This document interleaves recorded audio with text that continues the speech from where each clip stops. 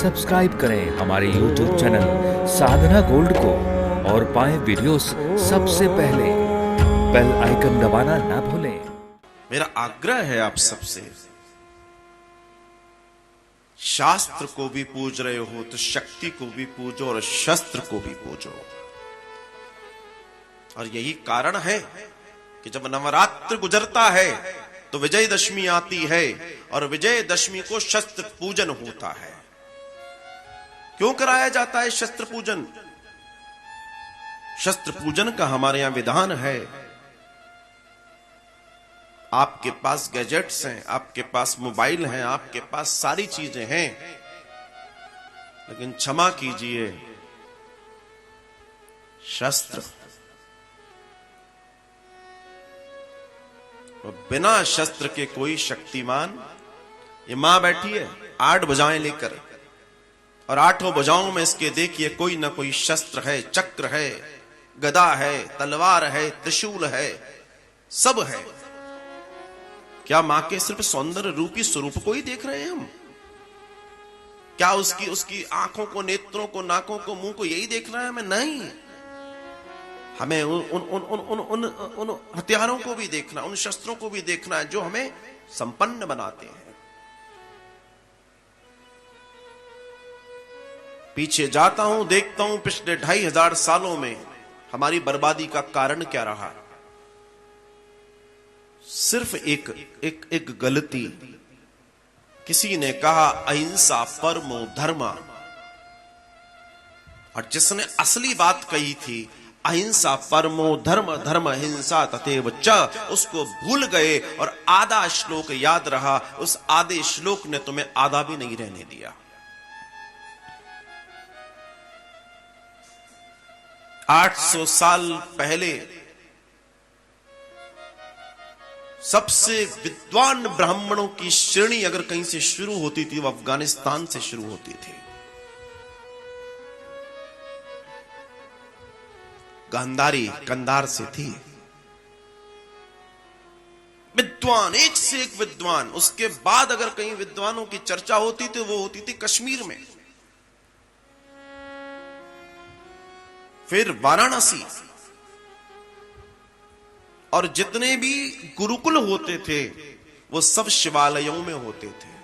भगवान शिव विद्या के देवता हैं। लेकिन उस समय वहां एक से एक विद्वान ब्राह्मण हुआ करते थे सब। लेकिन बस यही था कि कोई हमारा क्या करेगा। लेकिन शस्त्रों की आंधी आई और एक रात में सब खत्म कर दिया गया। हम वहां से खत्म हुए। खत्म होते होते होते आज आप अपनी स्थिति देखिए, कहां हैं आप? सिर्फ वो अहिंसा परमो धर्म का एक ऐसा नारा जिसने तुम्हारी जिंदगी को खत्म कर दिया। कृष्ण कहते हैं धर्म हिंसा तथैव च।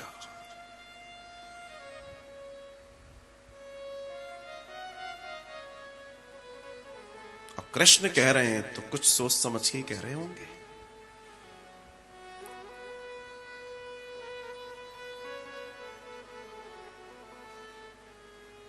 किसी ने कहा एक गाल पे कोई दे दूसरा भी कर दो, आपने वो भी कर दिया। अगर ऐसा कृष्ण अगर सोचते, कृष्ण को बात वही है। हमारे यहां कसम खिलाई जाती है, गीता पे हाथ रख के कसम खाओ, जो कहूंगा सच कहूंगा, सच के सिवा कुछ नहीं कहूंगा। पहले ये तो बता गीता क्या है, फिर तो तू कुछ कहेगा। गीता की कसम तो खिलाई जाती है, पर गीता को पढ़ाना नहीं जाता। गीता पढ़ाया जाए तो ये अदालतों में लगने वाली लाइन कब की खत्म हो जाए।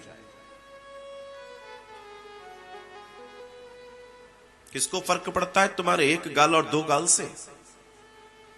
क्या फर्क पड़ता है? और तुमने भूल से कह दिया कि दूसरे पे भी मारो तो दूसरा ऐसे पड़ेगा कि तुम उठ नहीं पाओगे। ये कलयुग है। कलयुग के पहले भगवान ने गीता कही है। ये द्वापर के पहले नहीं कही, ये सतयुग के पहले नहीं कही, ये त्रेता के पहले नहीं कही साहब। ये कलयुग के पहले इसलिए कहिए क्योंकि कलयुगों को गीता की ही जरूरत है। हम इस इशारे को नहीं समझ पाए। और आज से 2500 साल पहले तक की स्थिति ये थी कि किसी की हिम्मत नहीं थी हिंद की ओर देखने की। लेकिन एक शब्द निकला, उस शब्द ने सबको नाकारा, कायर बना दिया और हम मिटते चले गए। वरना पहले कोई सोच सकता था कि इस तरफ भी कोई देखेगा? हम अनेकों खंड में थे लेकिन एक थे, अखंड थे, अखंड भारत के लोग थे हम। और आज एक भारत होते हुए भी कई ऐसी जगह हैं जहां आप अपने जीवन को भी नहीं जी सकते। ये कैसा भारत है? सिर्फ एक चिंतन करना होगा, और वो चिंतन ये कि इसके पीछे का रीजन क्या है। इसके पीछे के रीजन में अगर आप जाएंगे तो इस रीजन को ढूंढते ढूंढते आप पहुंचिए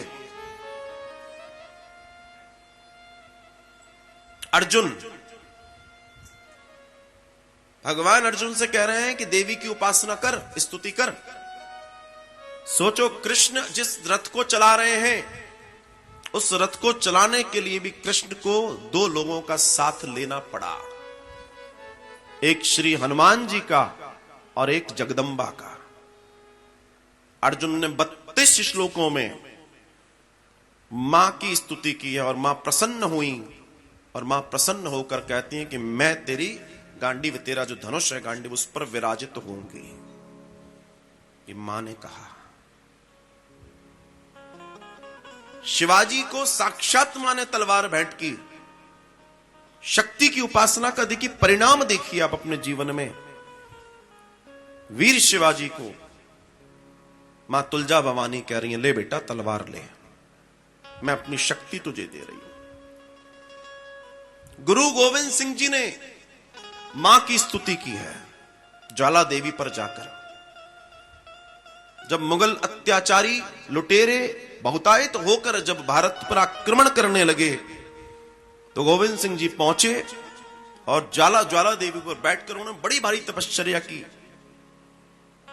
नमो ज्योति ज्वाला तुम्हें वेद गाएं, बड़ी सुंदर स्तुति है, गुरु गोविंद सिंह जी ने की है।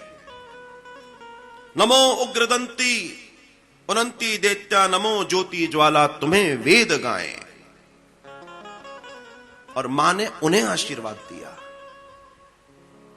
सकल जग माही खालसा पंथ जागे, बड़े हिंदू धर्म सकल द्वंद भाजे। लिखा है गुरु गोविंद सिंह जी ने।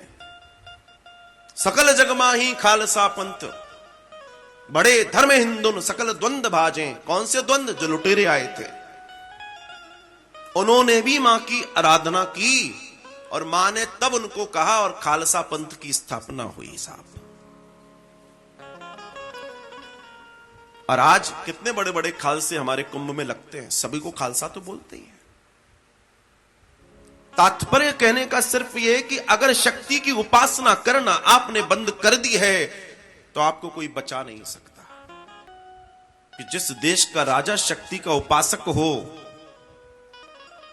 वो देश सिरमौर बनता है।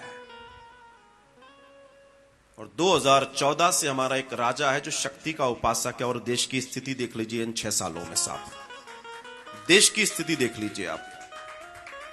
पूरी दुनिया में भारत और उसके प्रधानमंत्री का डंका है सिर्फ उसकी शक्ति की उपासना की वजह से।